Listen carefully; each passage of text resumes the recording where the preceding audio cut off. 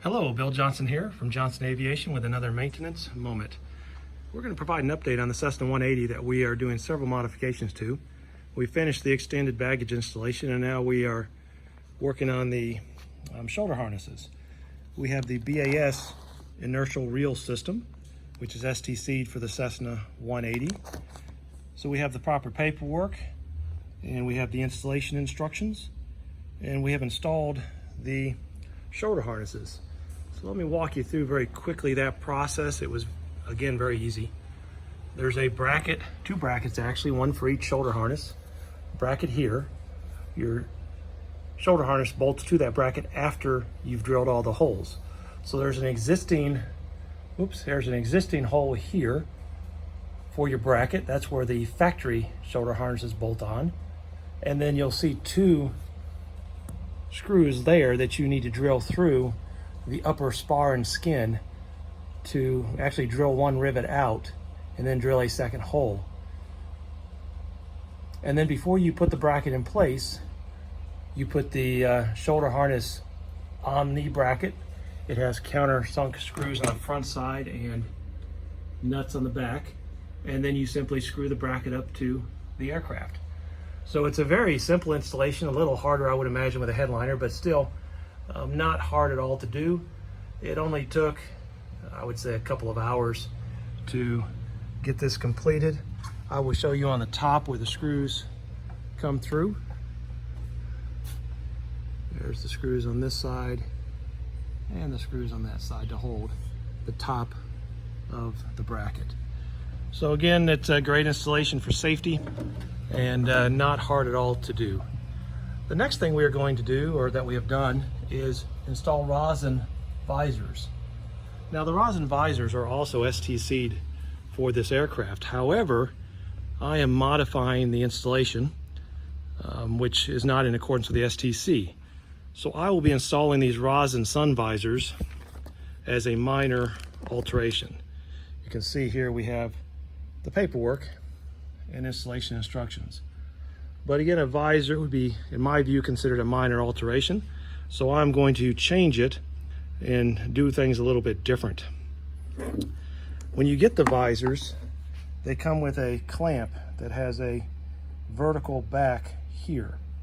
And by the instructions, you put this on the back side and then use nut plates to hold it up to the spar.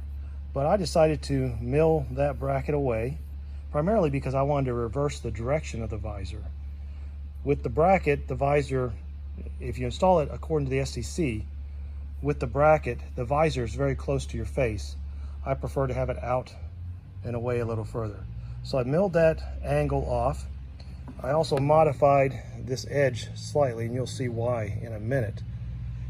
The instructions call for you to put nut plates to hold the visor in place. And I'm trying to find a picture of that. So the nut plates, here you go. The nut plates go into the bottom of the front spar. Well, that requires you to drill 4 holes in your spar. But if you notice, on this particular plane, there was existing factory visors. And they screwed to the spar right here. So I wanted to make use of that hole. And you'll see here I did by making a different mounting mechanism. So that screw is holding that visor in place, and I did not have to drill any holes in the spar. And if you have a headliner, it makes it very easy to install with this method. So the way I did that, I had to take a little bit away from the edge in order for it to slide over far enough to use this larger hole. And then I have a couple of fender washers, a larger and a smaller one, that go through as such. The key, though, is a smaller fender washer that'll go on this side.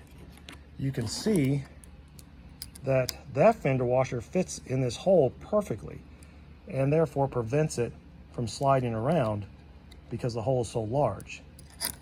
And then because of the rivets I put to make it level, I put that on the back side.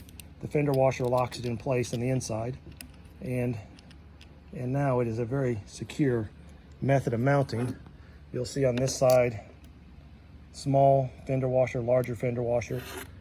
And then you have an additional small fender washer that, as I've said before, locks it in place. And then you slide that over and simply screw it up to the to where the existing visor used to be. Again, you need to shave a little bit off that so it'll slide over far enough and lock into place. So I felt that was a better way of installing these visors in this particular case.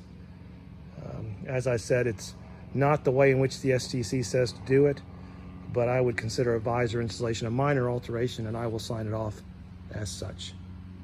If you have any questions, send a message and give me a call. These are very easy and very useful modifications to do to your Cessna 180.